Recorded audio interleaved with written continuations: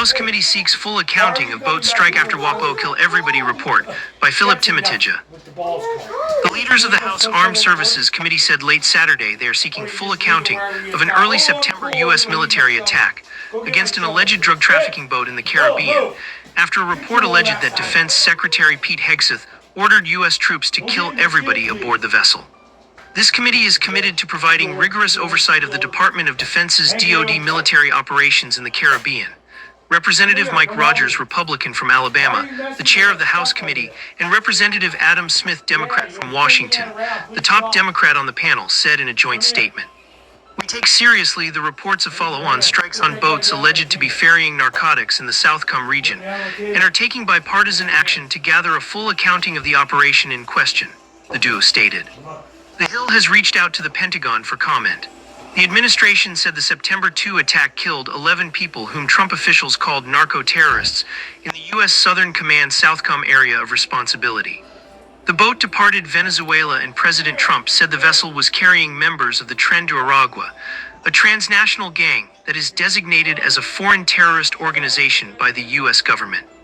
On Friday, the Washington Post reported that the first strike on September 2nd on the boat left 2 survivors who were clinging to the wreckage, and that the Special Operations Commander, who was in charge of the military operation, ordered a second attack to comply with Hegseth's order.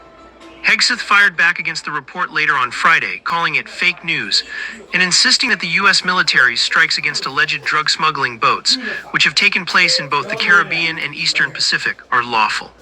The report prompted Sens Roger Wicker, Republican from Mississippi, and Jack Reed, Democrat from Rhode Island, to issue a joint statement, saying the Senate Armed Services Committee has directed inquiries to the department, and we will be conducting vigorous oversight to determine the facts related to the circumstances. Since early September, the U.S. military has conducted 21 strikes against alleged drug trafficking boats in the Caribbean Sea and Eastern Pacific, killing at least 83 people the administration has deemed narco-terrorists. The lethal strikes have prompted pushback from Democrats and some Republicans, who have questioned the legality of the operations and asked the administration for more information about the way the U.S. military is identifying targets on the speedboats. The administration says it has provided 14 bipartisan briefings to lawmakers, but the DoD has at times declined to make available during the briefings attorneys who could present the legal justification for the attacks.